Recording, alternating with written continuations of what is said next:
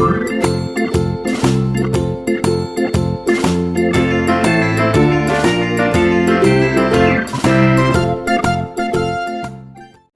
တစ်ခါမှာတင်ဆက်ပေးခြင်းတဲ့ပုံမြင်လေးကတော့မြေခွေးမင်းသမီးဆိုတဲ့ပုံမြင်လေးဖြစ်ပါတယ်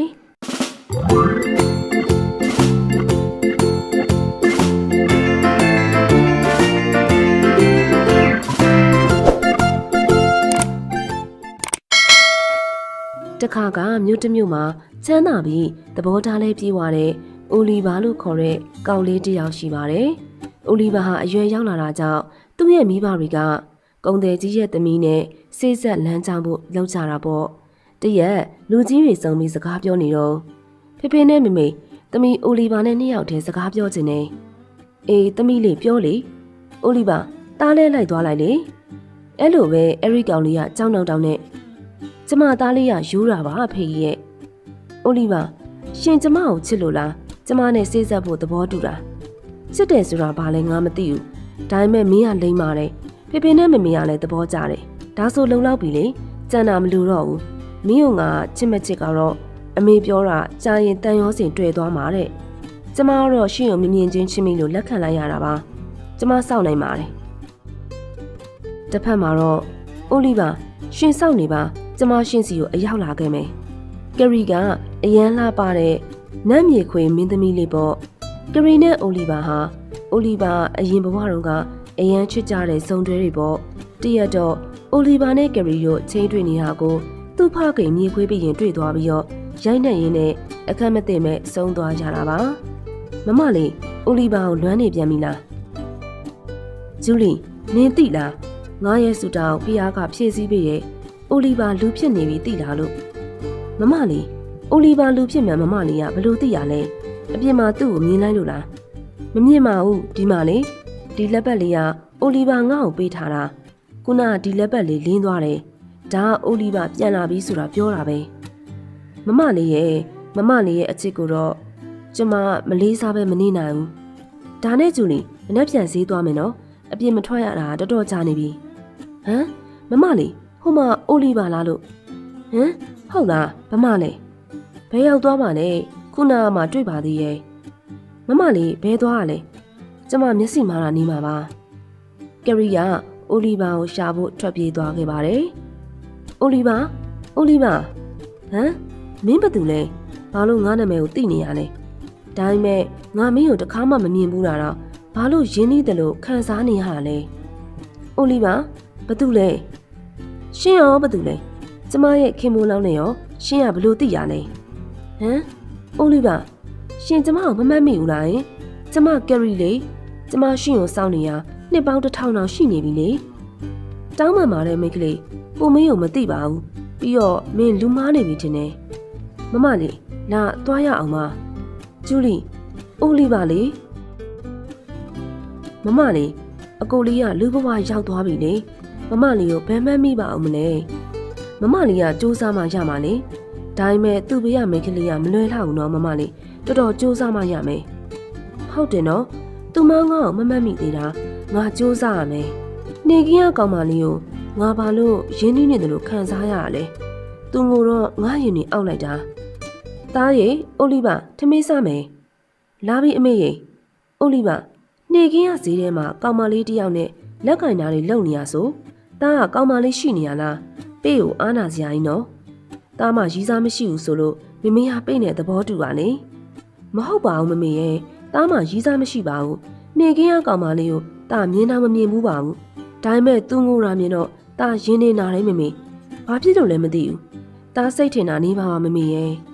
နောက်ရဲ့အိုလီဗာကမိဘမဲ့ဂေဟာကလေးတွေစီသွားပြီးတော့အယုတ်လေးတွေလုံပေးမှုရွှွမြေတွေဝယ်ပြီးထွက်ခဲ့ပါတယ်ဂေဟာနာရောက်တော့ကလေးတွေစုယုံနဲ့ရီမောတန်နေကြတော့အနားကိုသွားကြည့်လိုက်ပါတယ်ဘသူကကလေးတွေကိုဒီလိုပျော်ရွှင်စေရပါလဲဦးအိုလီဗာလာလေဒီမှာသားတို့ကမမကကြီးနဲ့စော့နေကြတာဟဲ့အောင်နေမင်းတို့ကဗတ်လိုက်လာကြည်လားဦးကိုကြာဦးအိုလီဗာတဲ့သူ့ကိုလည်းတီတီကယ်ရီလို့ခေါ်လေဗတ်နဲ့ကွာညနာလိုက်ကြတာဦးအိုလီဗာစိတ်မဆိုးပါနဲ့မမကရီကလှပြီးချစ်စရာလဲကောင်းတယ်လေပြီးတော့တော်တယ်သားတို့ကိုစွန့်နေလဲလှုပ်ပေးရဲ့ဦးကြတော့မမကရီလာမတော်ဘူးလေ သားတို့စုံလဲမလုပ်ပေးဘူးအေးပါကွာမင်းတို့ကဒီနေ့ဦးကနွားရုပ်လေးတွေလုပ်ပေးမလို့ရှင်စည်းတွေတော့ဝဲလာတာကိုအခုတိုင်းဆိုပြန်ရတော့မှာပဲကိုအိုလီပါမပြတ်ပါနဲ့သားတို့နွားရုပ်လုပ်ပေးပါရူဘီလေးတက်လိုက်တာနော်လာပါဦးမမစီကိုအားပွားပေးခြင်းလို့ဂေဟာထဲမှာချစ်စရာအကောင်းဆုံးနဲ့အတက်ဆုံးရူဘီလေးကကရီစီကိုပြေးသွားပြီးတော့ဖတ်လိုက်ပါတယ်မမကရီသားတို့နဲ့ကိုအိုလီပါနဲ့စော့ကြမယ်လေဟုတ်ပါပြီရှင်ဟုတ်ပါပြီဒီလိုနဲ့အိုလီဗာနဲ့ကရီတို့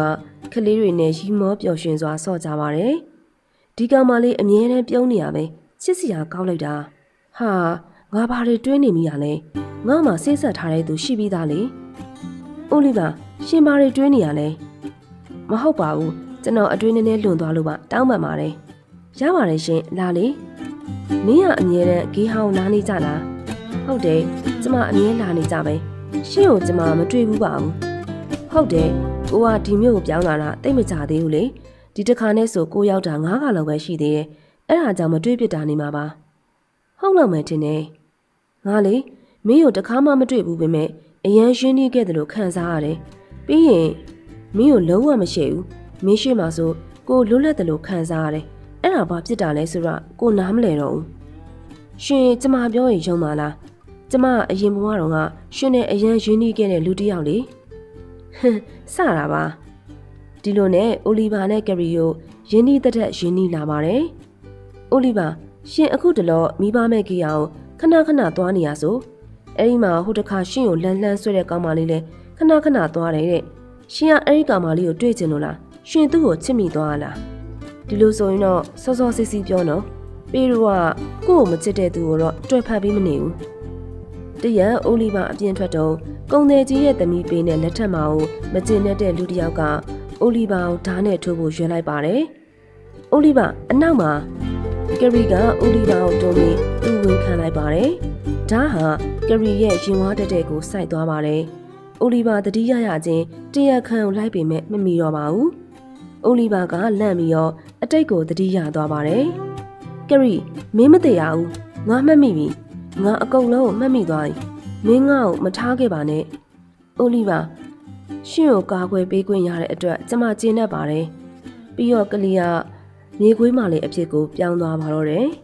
ဟမ်သူ့အသက်ငွေ့ငွေ့လေးကြံပါသေးရဲ့ငါဘာလုပ်ပေးနိုင်လဲစဉ်းစားစမ်းအသက်ရှင်မှုရာခိုင်နှုန်းနည်းရင်တော့ငါလက်မလျှော့နိုင်ဘူးအိုလီဗာရဲ့မျက်ရည်ကကရီရဲ့ကိုယ်ပေါ်ကိုကျသွားပါတယ်အဲဒီလိုနဲ့ကရီကတတိယလာပါတယ်ပြီးတော့လူသားအသွင်ပြန်ပြောင်းသွားပါတယ်ကရီမင်းတတိယလာပြီဝမ်းသာလိုက်တာကရီရဲ့ကိုတောင်းပန်ပါတယ်ကရီအချိန်ကြာကြီးမင်းကိုမေ့နေလို့ရပါတယ်အိုလီဗာကျမကိုတတိယရင်မဲ့ကျမကျေနပ်ပါတယ်အဲ့ဒီချိန်မြေခွေးပြီးရင်ပေါ်လာပြီးတော့သမီးနဲ့အိုလီဗာရဲ့အချစ်ကစစ်မှန်နေဒီတော့ငါသမီးကိုတစ်သက်လုံးလူသားဖြစ်ခွင့်ပေးလိုက်ပြီးသမီးတို့ပျော်ရွှင်ပါစေကွယ်အဲ့ဒီချိန်ကစပြီးတော့ကရီနဲ့အိုလီဗာတို့လက်ထပ်ပြီးပျော်ရွှင်စွာနေထိုင်သွားကြပါတော့တယ်ပုံမြင်လေးကတော့ဒီမှာပဲပြီးဆုံးသွားပါပြီရှင်ဒီနေ့ပုံမြင်လေးကိုလည်းအစားနဲ့အဆုံးတိုင်းနားဆင်ပေးခဲ့ကြတဲ့အတွက်ပရိသတ်များအားလုံးကိုကျေးဇူးတင်ပါတယ်ရှင်